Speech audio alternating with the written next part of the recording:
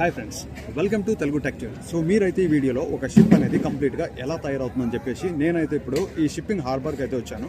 ఈ షిప్పింగ్ హార్బర్లో ఒక షిప్ అనేది కంప్లీట్గా ఎలా తయారవుతుందని చెప్పేసి అయితే ఈ వీడియోలో అయితే నేను మీకు అయితే ఎక్స్ప్లెయిన్ చేస్తాను.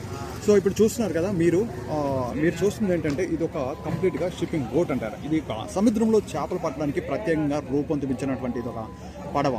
ఇదేంటంటే ఇందులో ఇంజిన్ ఉంటుంది, అలాగే ఇంధన ట్యాంకులు ఉంటాయి, చేపలను నిల్వ చేసే ఐస్ బాక్సులు ఉంటాయి, అలానే వలలో ఉంచే డెక్ ఉంటుంది, నావిగేషన్ పరికరాలు, ఇంకా చాలా మటుకు ఏంటంటే సో సిబ్బంది అలానే వాళ్ళకి విశ్రాంతి తీసుకునేటువంటి రెస్ట్ తీసుకునే విశ్రాంతి గదులు కూడా, చిన్న క్యాబిన్ కూడా ఉంటాయి.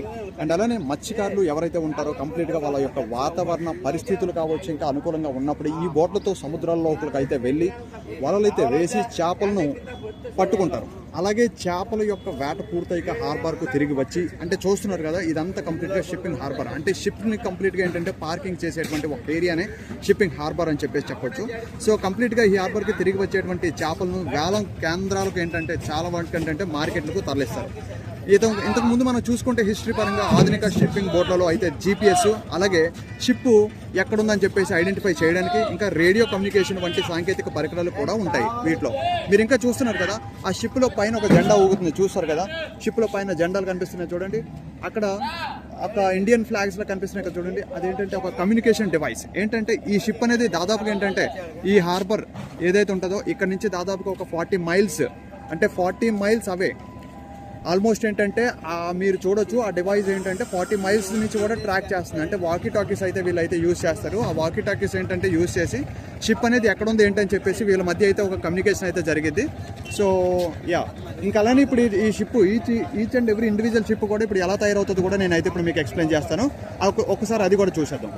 సో అలానే ఇప్పుడు ఇక్కడ చూస్తున్నారు కదా మీరు ఇప్పుడు ఏంటంటే ఈ చెక్కలతో తయారవ్వబడేటువంటి ఆ బాడీ ఏదైతే ఉందో అది కంప్లీట్గా ఏంటంటే ఇక్కడ ఉన్న చిన్న చిన్న బోట్లు ఉన్నాయి కదా వాటి యొక్క బాడీని ఈ చెక్కలతో తయారు చేస్తారు, ఈ చెక్కలతో తయారయ్యేటువంటి బాడీని. సో అలానే ఏంటంటే డిఫరెంట్ థింగ్స్ వాళ్ళ క్యాబిన్ కావచ్చు, నెక్స్ట్ ఏంటంటే ఇంకా వాళ్ళ వలలో నిల్వ చేసుకునేటువంటి స్థలం కావచ్చు, డెక్ కావచ్చు, హల్ అంటారు. హల్ అంటే ఏంటంటే నీటిపై తేలే ప్రధాన నిర్మాణం అంటారు.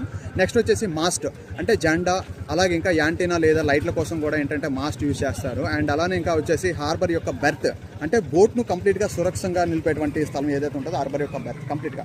సో ఇంకా ఏంటంటే మీకు కంప్లీట్గా దీన్ని డిజైన్ చేసే ముందు ఏంటంటే నావల్ ఆర్కిటెక్ట్ అనమాట ఎవరైతే ఉంటారో దాన్ని కంప్యూటర్లో 3D డిజైన్లో తయారైతే చేస్తారు.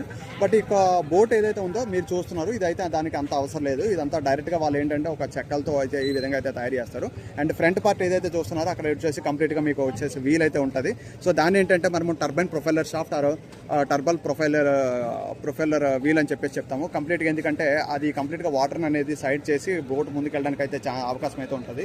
సో ఇంకా నెక్స్ట్ అయితే కొంచెం ముందు చూస్తున్నారు కదా ఇది ఇంకా చాలా కొద్దిగా పెద్ద బోటు. ఇది ఎక్కువగా థింగ్స్ని స్టోరేజ్ చేసుకోవడానికి కూడా యూజ్ అవుతుంది. ఇంకా అలానే షిప్ తయారైన షిప్ ఏదైతే ఉంటుందో దాని నెక్స్ట్ పార్ట్ అది కూడా చూపిస్తాను, మీరు ముందుకు రండి అలా స్టార్ట్. సో మీరు కానీ చూసుకుంటే షిప్స్లో ఏంటంటే మల్టీ రకాలు అయితే ఉంటాయి. అందులో మల్టీ టైప్స్లో వచ్చేసి ఏంటంటే స్టీల్తో కూడా పెద్ద బోట్లను అయితే తయారు చేస్తారు. అండ్ ఎఫ్ఆర్పి అంటే ఫైబర్ రైన్ఫోర్స్డ్ ప్లాస్టిక్, అంటే తుప్పు అనేది పట్టదు. అలానే ఇంకా వాటికి బరువు కూడా చాలా తక్కువ ఉంటుంది, అంటే వెయిటేజ్ తక్కువ ఉండే షిప్స్ కూడా ఉంటాయి. అలానే అంటే కంప్లీట్గా వుడ్, అంటే కొన్ని ఇవి చూసారు కదా ఆ బోటు ఇదంతా ఏంటంటే కంప్లీట్గా వుడ్ బాడీతో తయారు చేస్తారు. వుడ్ బాడీ తర్వాత ఏంటంటే దానిపైన ఈ ఎఫ్ఆర్పి అంటే ఏంటంటే ఫైబర్ రెయిన్ఫోర్స్డ్ ప్లాస్టిక్ అన్నట్టు. ఈ ఫైబర్ రెయిన్ఫోర్స్డ్ ప్లాస్టిక్ ఏంటంటే కంప్లీట్గా బోట్స్ తుప్పు పట్టదు, అలాగే వాటర్ కూడా లీక్ ప్రూఫ్ కూడా ఉంటుంది అన్నట్టు. అంటే వాటర్ కూడా వెళ్ళకుండా ఏంటంటే దాని యొక్క కంప్లీట్గా వాటర్ కూడా వెళ్ళకుండా ఈ విధంగా అయితే వీటిని కాపాడుతుంది. అండ్ అలాగే సో ఇక్కడ హల్ అనేది ఏంటంటే కంప్లీట్ ఏ బోట్కైనా కానీ చాలా ప్రధాన శరీరం లాంటిది. అండ్ స్టీల్ బోట్లో అయితే స్టీల్ ప్లేట్ను కట్ చేసి వెల్డింగ్ అయితే చేస్తారు. అండ్ ఎఫ్ఆర్పి బోట్లో కానీ అయితే ఫైబర్ మ్యాట్పై రెజిన్ వేసి ఆ మోల్డ్ అయితే తయారు చేస్తారు.